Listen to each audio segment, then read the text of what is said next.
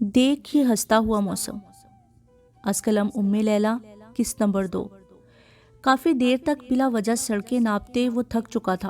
آخر واپسی کی راہ لی، آہستہ سے دروازہ کھولا۔ کمرے کی لائٹ آف تھی۔ اس نے فون کا ٹارچ آن کیا۔ وہ صوفے پہ لیٹی ہوئی تھی، آنکھوں پہ بازو رکھا ہوا تھا۔ اسے افسوس ہوا۔ ذروہ نے بازو ہٹا کر ایک نگاہ اس پر ڈالی اور پھر سے سمٹ کے آنکھیں بند کر لی۔ انصر اس کی حرکت دیکھ چکا تھا، اس لیے لائٹ آن کی اور اس کے پاس آیا۔ ذروہ اسے پکارنے لگا۔ اس نے بازو ہٹایا اور اٹھی۔ وہ اس کی طرف دیکھ نہیں رہی تھی۔ تم یہاں کیوں لیٹی ہو؟ اس کے پوچھنے پہ چپتی ہوئی نظروں سے دیکھا۔ کیونکہ مجھے ان پھولوں سے نفرت ہے، اس نے زہر خندہ لہجے میں کہا۔ انصر کو سمجھنے میں دیر نہیں لگی کہ وہ کیا کہنا چاہتی ہے۔ اوکے، وہ مسکرایا۔ آپ کو پھولوں سے الرجی ہے تو میں یہ پھول ہٹا دیتا ہوں۔ انصر نے جان بوجھ کے لفظ نفرت کی جگہ الرجی استعمال کیا اور بیڈ شیٹ احتیاط سے نکالی تاکہ پھول کارپٹ پہ نہ گرے، اور دوسری بیڈ شیٹ بچھا دی اور مسکرا کے اسے دیکھا۔ لے میڈم، پھول ہٹا دیے میں نے، اب آپ یہاں آرام کریں اور یہ صوفہ مجھے دیں کیونکہ آج میرا صوفے پہ سونے کا بڑا دل کر رہا ہے۔ وہ خوش دلی سے بولا، اگر تم یہ سب میرے لیے کر رہے ہو تو اس کی ضرورت نہیں، میں سو جاؤں گی صوفے پہ۔ وہ چاروں ناچار اٹھتی ہوئی بولی، نہیں جی، یہ میں اپنے لیے کر رہا ہوں۔ وہ مسکرایا۔ اپنی جان کو صوفے پہ سوتا نہیں دیکھ سکتا، اس نے سوچا۔ ذروہ نے لیمن کلر کا سادہ سا سوٹ پہنا ہوا تھا جس کے کناروں پہ گولڈن لیس لگی ہوئی تھی۔ اس کی لمبی چوٹی ویسے ہی بندھی ہوئی تھی۔ چہرے پہ میک اپ کے نشانات تھے جو اسے اور دلکش بنا رہے تھے۔ دوپٹے سے بے نیاز وہ جا کے بیڈ کے کنارے پر ٹک گئی۔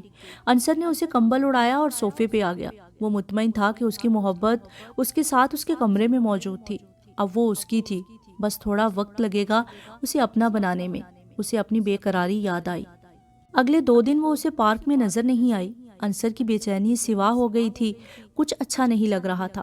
ہر وقت اس کے خیالوں میں گم رہتا۔ بس ایک بار نظر آ جاؤ، وہ دل ہی دل میں اسے پکارتا۔ آج وہ شام کو نکلا پارک کی طرف، شاید شام کو آتی ہو۔ پارک پہنچتے ہی اس نے چاروں طرف نظر گھمائی اور وہ اسے اسی بینچ پہ بیٹھی نظر آ گئی۔ انصر کی خوشی کا کوئی ٹھکانہ نہ رہا۔ وہ اسی طرف گیا اور رک گیا۔ میں اس کے نزدیک نہیں جا سکتا، وہ پھر سے نہ چلی جائے، یہ سوچ کر وہ واک کرتا ہوا وہاں سے گزرا۔ ایک نظر ڈالی، وہ آج بھی اسی دن کی طرح اپنے خیالوں میں کھوئی ہوئی تھی۔ وہی معصومیت، وہی سوگوار حسن۔ انصر سامنے والی بینچ پہ بیٹھ گیا۔ بظاہر اپنا فون یوز کر رہا تھا مگر نظریں اسی پہ جمی تھی۔ آج وہ بلیک شال اوڑھے ہوئے تھی، بلیک میں وہ اور بھی غضب ڈھا رہی تھی۔ ستواں ناک میں ہیرے کی لونگ جگمگا رہی تھی۔ بالوں کی ادھ کھلی لمبی چوٹی اس نے آگے کی طرف ڈالی ہوئی تھی۔ فیروزی شرٹ کے ساتھ بلیک جینز تھی، پیروں میں سنیکرز تھے۔ وہ جیسے کسی اور ہی دنیا میں تھی۔ تھوڑی دیر بعد 2 بچے بھاگتے ہوئے اس تک آئے اور وہ اٹھ کھڑی ہوئی، بچوں کی انگلی پکڑے واپس جانے لگی۔ انصر حیران اور پریشان اسے جاتا دیکھ رہا تھا۔ موم، وہ رائنا کو پکارتا ہوا اندر آیا۔ یس بیٹا، موم حاضر۔ رائنا مسکراتی ہوئی آئیں۔ انصر نے ان کے ہاتھوں کو بوسہ دیا۔ میری پیاری موم۔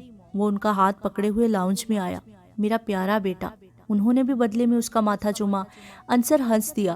میری کاپی مت کیا کریں۔ وہ ان کو صوفے پر بٹھا کے ان کے قدموں میں بیٹھ گیا۔ یہ آج اتنا پیار کس خوشی میں آ رہا ہے اپنی ماں پہ؟ ماں پہ تو روز ہی پیار آتا ہے میری مومی جان، وہ لاڈ سے بولا۔ موم، آج آپ کو کچھ بتانا چاہتا ہوں۔ ہاں ہاں کہو بیٹا، میں سن رہا ہوں۔ پتہ نہیں کہاں سے شارک نمودار ہوا اور رنگ میں بھنگ ڈال دیا۔ ابے تو کہاں سے ٹپک پڑا؟ اس نے اپنا سر پکڑا۔ جانی، مجھے تیری خبر مل گئی تھی، تبھی آیا ہوں، وہ صوفے پہ پھیلتا ہوا بولا۔ کون سی خبر؟ انصر دانت پیستا ہوا بولا۔ اس کمینے سے کچھ بعید نہیں، کچھ بھی بک سکتا تھا موم کے آگے۔ بتاؤں؟ وہ آنکھوں سے موم کی طرف اشارہ کرتے ہوئے بولا۔ انصر ہڑبڑا کر اٹھا اور اس کا ہاتھ کھینچتا ہوا اپنے بیڈ روم میں لے گیا۔ کیا بکواس کر رہا تھا موم کے سامنے؟ ہاں؟ انصر نے زور سے اس کا ہاتھ مروڑا۔ کچھ نہیں جانی، میں تو بس ہوا میں تیر چلا رہا تھا جو کہ نشانے پہ لگا۔ شارک ہاتھ چھڑاتا ہوا بیڈ پہ ڈھیر ہو گیا۔ کون سا نشانہ؟ وہ اب بھی شک میں مبتلا تھا۔ دیکھ بیٹا، مجھے خبر ملی ہے کہ تو آج کل کھویا کھویا سا رہتا ہے، ٹھنڈی چائے پی جاتا ہے، کبھی رومانٹک سانگ سنتا رہتا ہے، راتوں کو جاگتا رہتا ہے۔ اور اس نے بولا ہے تجھے؟ انصر سخت غصے میں تھا۔ مانا کہ سب باتیں سچ تھیں، لیکن کون تھا وہ جاسوس جو سب محسوس کر رہا تھا؟ بیٹا، تیرا اپنا گھر کا بھیدی ہے۔ شارک ٹانگ پہ ٹانگ جمائے دونوں ہاتھوں کو گردن کی پشت پہ رکھے اس کے تاثرات چیک کر رہا تھا۔ دیکھا سچ ہے نا, پکڑی گئی نا چوری, اب بکو سب کچھ. اب وہ ٹلنے والا نہیں تھا, اس نے اپنی داستان محبت اس کے گوش گزار کر دی. پہلے تو وہ بہت ہنسا, آخر اس کے ناراض نظروں سے ڈر گیا. اوکے اوکے بیٹا بتا اب کون ہے وہ. پتہ نہیں. کہاں رہتی ہے. پتہ نہیں. نام. پتہ نہیں. کیا. اب کہ وہ بے ہوش ہوتے ہوئے بچا. ابھی یہ کون سی گمنام محبت ہے تیری, کچھ تو شرم کر, ہمارا نام ڈبوئے گا کیا. میں کیا کروں, مجھے نہیں پتا کچھ بھی اس کے بارے میں, وہ جھنجھلایا. چلو کیا یاد کرو گے, میں تجھے کل ساری انفارمیشن لا دوں گا, بس اتنا بتا دو ملے کہاں پہ. پارک میں. انصر بھی اس کے پاس لیٹ گیا. یہ سامنے والے پارک میں. شارق ہاتھ سے ایسے اشارہ کر رہا تھا جیسے پارک اس کے سامنے ہو. جی نہیں, ہمارے گھر سے 2 لائن چھوڑ کے جو سڑک آتی ہے اس کے سامنے والے پارک میں. انصر کو تب چڑھ گئی. ایک ہی بات ہے تو قریب نا, تو بھی حد کرتا ہے. بس کل چلتے ہیں, تو بس آنکھ سے اشارہ کر دینا بھابھی کی طرف, باقی مجھ پہ چھوڑ دے. اور دوسرے دن شارق اس کا پتہ لے آیا. تو نے کیسے کیا. وہ خوش بھی تھا اور حیران بھی. لو اس میں کون سا بڑی بات ہے. وہ جیسے ہی اٹھی میں گیٹ کے باہر کھڑا ہو گیا اور اس کا پیچھا کیا. وہیں 2 گھر چھوڑ کے وہ ایک گھر میں چلی گئیں. ویسے کتنی بری بات ہے کسی کا پیچھا کرنا. اس نے شارق کو شرم دلائی. اور کسی کو گھورنا بڑی اچھی بات ہے. وہ بھی کہاں ادھار رکھنے والا تھا. ویسے ایک پرابلم ہے, شارق نے اپنی انگلی ٹھوڑی پر رکھ کر سوچنے والے انداز میں کہا. کیا. وہ پریشان ہوا. اس کے ساتھ 2 چھوٹے بچے بھی تھے. مجھے خوف ہے کہیں تو ان بچوں کا ماموں نہ نکل آئے. کمینے, شکل اچھی نہ ہو تو بندہ بات اچھی کر لیا کرتا ہے.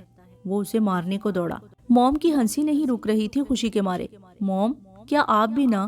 وہ کھسیانی ہنسی ہنسا. ارے میرے بچے اتنا مت شرماؤ لڑکیوں کی طرح. رائنا آج بہت خوش تھی. آج انصر نے خود اپنی پسند بتائی تھی, ورنہ تو وہ شادی کے نام پر ایسے بدکتا تھا کہ بس. موم آپ جائیں گی نا, وہ ان سے پوچھنے لگا. آف کورس جاؤں گی بیٹا, بلکہ میں آج ہی چلی جاتی ہوں, کسی بہانے سے ان لوگوں سے مل لوں. وہ مسکرائی.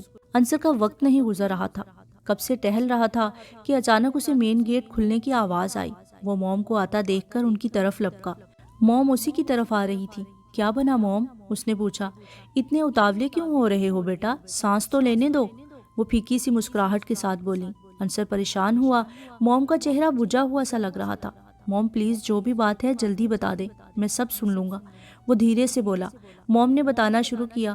ذروہ نے آنکھیں موندی تو وہی یادیں وہی منظر آنکھوں کے سامنے آ گئے. ذروہ تم بہت ضدی ہو یار. عمر کب سے اس کے پیچھے شاپنگ بیگ اٹھائے خوار ہو رہا تھا. بھلا نکاح کے لیے کون اتنی شاپنگ کرتا ہے. نکاح ہو رہا ہے, رخصتی نہیں.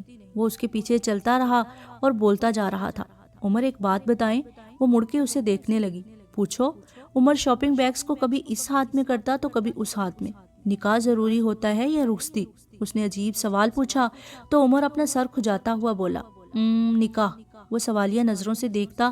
رائٹ, کیونکہ نکاح ہوگا تبھی رخصتی بھی ہوگی, اور نکاح نہیں ہوگا تو رخصتی بھی نہیں. اس نے عقل مندانہ لہجہ اپنایا. تو اس لیے میں ہمارے نکاح کی شاپنگ کر رہی ہوں. وہ ٹھیک ہے, لیکن رخصتی تک یہ سب آؤٹ آف فیشن ہو جائے گا. او ہیلو, اس نے اچانک اپنی شاپنگ بیگز عمر کے ہاتھ سے چھپٹے. آپ سے کس نے کہا کہ یہ کپڑے میں رخصتی کے بعد پہنوں گی. یہ میں نکاح کے بعد پہنوں گی. آخر کار نئی نویلی دلہن کو سب دیکھتے ہیں. وہ آنکھیں میچ کے خوشی سے کھلکھلائی. ہاں اب سمجھا, یہ شاپنگ کا بہانہ ملا ہے تمہیں. عمر بڑبڑاتا ہوا پیچھے پیچھے چلنے لگا. وہ اس کی بڑبڑ کو خاطر میں نہ لائی. ان کا نکاح ہوا, دونوں بہت خوش تھے. ذروہ کے ساتھ بیٹھا عمر اسے کوہنی سے ٹہوکا دے کے بولا. سنو, کیا خیال ہے رخصتی کے بارے میں. وہ محبت پاش نظروں سے اس کے سراپے کو اپنی نگاہوں میں سموتا پوچھنے لگا. اللہ تنگ نہ کرے. وہ بلش کر گئی. دیکھا, پھر ایکٹنگ شروع ہو گئی تمہاری. وہ اس کے شرمانے پہ زچ ہوا. عمر میں ایکٹنگ نہیں کر رہی, مجھے سچ میں شرم آ رہی ہے. اوکے. وہ دانت پیستی ہوئی اس کے کان میں بولی. عمر سے ہنسی روکنا مشکل ہو گیا. اچھا بابا, مان لیا. وہ ہنسی روکتا کہنے لگا. کچھ دن بعد عمر انگلینڈ چلا گیا. اب وہ فون پہ کبھی کبھار بات کیا کرتے تھے. عمر کو ٹائم نہیں ملتا تھا اور اسی طرح وقت پر لگا کے اٹھتا گیا. 3 سال بعد عمر آ رہا تھا رخصتی کروانے. اس دن ویڈیو کال میں وہ اسے دیکھ کے بولا. ذروہ میں نہیں رہ سکتا اب تمہارے بنا. میں نے امی کو بھی کہہ دیا ہے, وہ تیاری کریں, بس میں آ رہا ہوں اپنی دلہن کو لینے. وہ مسکرایا. ذروہ پزل ہوئی. لیکن ابھی تو آپ کی پڑھائی. یار بھاڑ میں جائے پڑھائی. وہ اس کی بات کاٹتا ہوا بولا. میں نے سب بندوبست کر لیا ہے, تمہیں ساتھ لے کے جاؤں گا. ویسے بھی یہاں میڈ بہت مہنگی پڑتی ہے. میں اپنی ماسی لینے آ رہا ہوں۔ آخر میں وہ اسے چڑھانا نہیں بھولا۔ عمر، وہ سیخ پا ہوئی اور عمر زور سے ہنسا۔ رخصتی کی تیاریاں عروج پر تھیں۔ اس دن عمر کی فلائٹ تھی۔ ذروہ سے صبر نہیں ہو رہا تھا۔ امی نے سختی سے منع کیا تھا کہ اب تم عمر کے سامنے نہیں جاؤ گی، رخصتی میں 1 ہفتہ ہے۔ وہ دل محسوس کر رہ گئی۔ عمر نے پلین سے اترتے ہی پہلی کال ذروہ کو کی تھی۔ وہ بہت خوش تھا، اس کے چہرے سے خوشی عیاں تھی۔ ذروہ کو انتظار تھا، وہ اس سے ملنے ضرور آئے گا۔ بھلے امی نے اسے منع کیا تھا پر وہ اسے چپکے سے دیکھ لے گی، لیکن قسمت کو کچھ اور ہی منظور تھا۔ کچھ ہی دیر میں عمر کے ایکسیڈنٹ کی خبر آئی، جس کے نتیجے میں وہ زندگی اور موت کی جنگ ہار چکا تھا۔ یہ خبر سنتے ہی ذروہ بے ہوش ہو گئی، اور جب ہوش آیا تو اس کی دنیا لٹ چکی تھی۔ عمر، وہ پھوٹ پھوٹ کے رونے لگی۔ انصر جھٹکے سے اٹھا اور لائٹ آن کی۔ ذروہ، کیا ہوا؟ وہ پریشان تھا۔ اس نے سانس اندر کھینچنے کی کوشش کی۔ ذروہ، ہوش کرو۔ وہ اسے جھنجھوڑنے لگا، اس کا چہرہ اپنے ہاتھوں میں لے کے اس کو جھٹکا دیا۔ اس نے آنکھیں کھولی، چہرہ آنسوؤں سے تر تھا، وہ غم سے نڈھال تھی۔ انصر نے اسے زبردستی پانی پلایا، تب وہ کچھ سنبھلی۔ انصر اس کی اس حالت پہ بہت پریشان تھا۔ ذروہ، سونے کی کوشش کرو۔ اسے پھر سے لٹاتا، اسے تھپکی دیتا رہا۔ نہ جانے کس وقت اس کی آنکھ لگی۔ وہ اس حادثے کے بعد سلیپنگ پلز لیتی تھی۔ ڈاکٹر نے اسے آرام کی گولیاں دی تھی۔ اس کی امی ڈاکٹر سے بحث کر رہی تھی، میڈم، پیشنٹ کے لیے آرام بہت ضروری ہے۔ اگر یہ نیند کی گولیاں نہیں لے گی تو یہ پاگل بھی ہو سکتی ہے۔ ڈاکٹر صاحب، میری بچی کی عمر نہیں ہے گولیاں لینے کی۔ امی پھر بھی بضد تھی۔ دیکھیے میڈم، کیا آپ چاہتی ہیں کہ آپ کی بیٹی پاگل ہو جائے؟ نہیں، پلیز ایسا مت کہیں۔ تو پھر آپ پریشان نہ ہوں، ان کو پلس لینے دیں، کچھ بھی نہیں ہوگا، یہ ٹھیک ہو جائیں گی۔ اور آج جب اس کی شادی ہو رہی تھی تو اس کی امی نے اس کے بیگ سے سلیپنگ پلس نکال لی تھی۔ وہ نہیں چاہتی تھی کہ وہ پلس لے اور انصر کو پتہ چلے۔ جیسے تیسے کر کے ذروہ نے یہ سال گزارے تھے۔ 3 سال ہو گئے تھے عمر کو گئے ہوئے، لیکن اب بھی وہ اس کی یادوں سے نہیں نکل پائی تھی۔ آج بھی وہ ہر رات اسے یاد کر کے روتی تھی۔ اس نے شادی سے انکار کر دیا تھا اور شادی کے نام پہ وہ بہت غصہ ہوتی تھی، لیکن اب کی بار جب انصر کا رشتہ آیا تو اس کے ماں باپ نے فیصلہ کیا کہ اس کی شادی کر دینی چاہیے۔ آخر کب تک ویسے ہی بیٹھی رہے گی؟ اس نے لاکھ منع کیا، روئی گڑ گڑائی، لیکن وہ نہ مانے۔ ایک دن اس کے بابا اس کے کمرے میں آئے اور اس کے قدموں میں بیٹھ گئے۔ بابا، یہ آپ کیا کر رہی ہیں؟ کیوں مجھے گناہ گار کر رہی ہیں؟ گناہ گار تو میں ہوں تمہارا، لیکن میری بات مان لو، مجھے اور پریشان مت کرو خدا کے لیے۔ مان جاؤ، انصر بہت اچھا لڑکا ہے، اب میں اور پریشانیاں نہیں برداشت کر سکتا۔ میں تمہیں اپنے گھر کا دیکھنا چاہتا ہوں۔ بابا کے اس طرح رونے اور اس کے پیروں پر پڑنے سے وہ بہت شرمندہ ہوئی اور اس نے نہ چاہتے ہوئے بھی حامی بھر لی، لیکن وہ اس بات کے لیے انصر کو کبھی معاف نہیں کرنا چاہتی تھی جس کی وجہ سے وہ مجبور ہوئی تھی۔ انصر کی ماں نے ان کی دہلیز پکڑ لی تھی۔ وہ روز آتی تھی یہی ایک سوال لے کے کہ ذروہ کو مجھے دے دے۔ اس کے ہاں کرنے کی دیر تھی کہ چٹ منگنی پٹ بیاہ کر دیا گیا۔ رات کے نہ جانے کس پہر ان کی آنکھ لگی تھی۔ صبح 11 بجے کلی نے ان کا دروازہ کھٹکھٹایا۔ اس نے آنکھیں کھولی اور وہ اٹھا اور دروازہ کھولا۔ بھائی، ماما کہہ رہی ہیں کہ آپ دونوں ریڈی ہو کے نیچے آ جائیں، بھابھی کے گھر سے فون آیا ہے کہ وہ لوگ آ رہے ہیں۔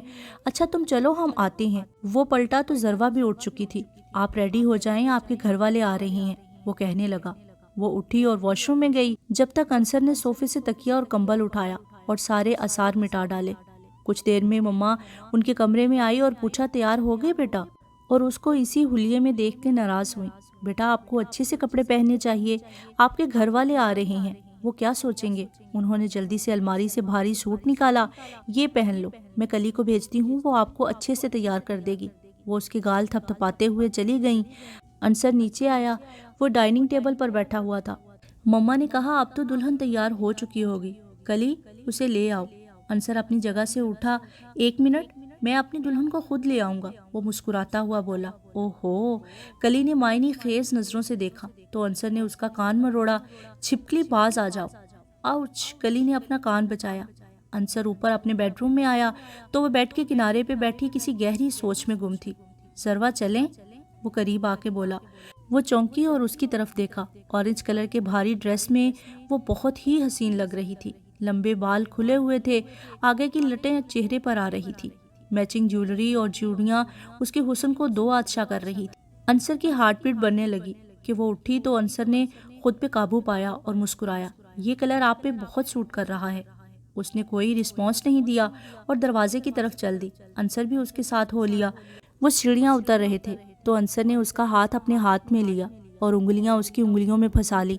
اس کی اس حرکت پہ وہ اسے غصے سے دیکھتے ہلکے سے اپنا ہاتھ چھڑانے کی کوشش کرتی رہی، مگر انصر نے جان بوجھ کے پکڑا تھا تاکہ گھر میں سب کو نارمل لگے۔ وہ مسکراتا ہوا ڈائننگ ٹیبل تک آیا۔ ان کو ایسے آتا دیکھ کر سب بہت خوش ہوئے۔ ماشاء اللہ، اللہ میرے بچوں کو نظر بد سے بچائے۔ مما نہال تھیں۔ السلام علیکم انکل۔ اس نے ڈیڈ کے آگے سر جھکایا۔ وعلیکم السلام، جیتی رہیں۔ انہوں نے سر پر ہاتھ پھیرا۔ انصر نے اس کے لیے چیئر آگے کی، اسے شانوں سے تھام کے بٹھایا۔ بیٹھیے بیگم، وہ شوق ہوا۔ کلی ہنسنے لگی۔ بھائی، کیا آپ نے ابھی سے بیگم کہنا شروع کر دیا ڈیڈ کی طرح؟ وہ کھلکھلائی اور ذروہ سے کہنے لگی، پتہ ہے بھابھی، ڈیڈ کہہ رہے تھے پہلے میری ایک بیٹی تھی، اب دوسری بھی آ گئی۔ وہ خوش تھی۔ ذروہ مسکرائی، ہاں اب ان کا دوسرا بیٹا بھی آ جانا چاہیے۔ کیوں ڈیڈ؟ وہ ہنسنے لگا تو کلی غصہ ہوئی۔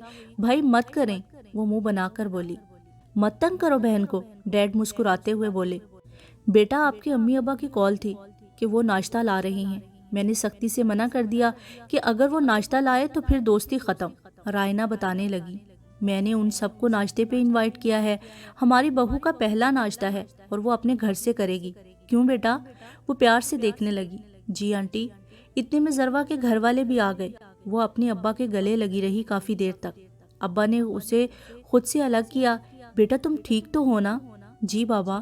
اس نے اپنے آنسو اندر ہی اتارے۔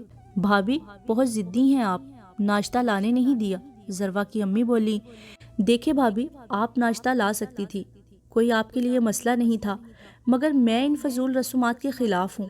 کیوں آخر پہلے دن ہی ہم اپنی بہو کو ناشتہ نہیں کروا سکتے کہ یہ بوجھ بھی میکے والوں پر ڈال دیا جاتا ہے؟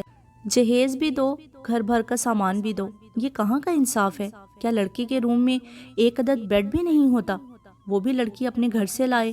وہ شروع ہو چکی تھی۔ بھابھی آپ ناشتہ کریں، بیگم کی تقریر اب رکے گی نہیں۔ عظیم صاحب ہنسے۔ نہیں بھائی، یہ صحیح کہہ رہی ہیں، یہ فضول رسومات واقعہ میں بڑھتی جا رہی ہیں، جن کا نکاح جیسے مقدس بندھن سے کوئی تعلق نہیں۔ انصر ناشتے کی سب لوازمات ذروہ کی پلیٹ میں رکھنے لگا۔ وہ کچھ نہیں لے رہی تھی۔ انصر نے نوالا بنایا اور اس کے آگے کیا۔ منہ کھولیں، وہ مسکراتا ہوا بولا۔ ذروہ کو سخت کوفت ہو رہی تھی۔ اس کی ان محبت پاش نظروں سے سب لوگ اسی کی طرف دیکھ رہے تھے۔ مجبوراً اس نے منہ کھولا۔ نیکسٹ ایپیسوڈ کے لیے میرے چینل کو سبسکرائب کر لیجئے اور بیل نوٹیفیکیشن دبانا بالکل نہ بھولیں تاکہ آپ کو نیکسٹ ایپیسوڈ بر وقت پہنچے۔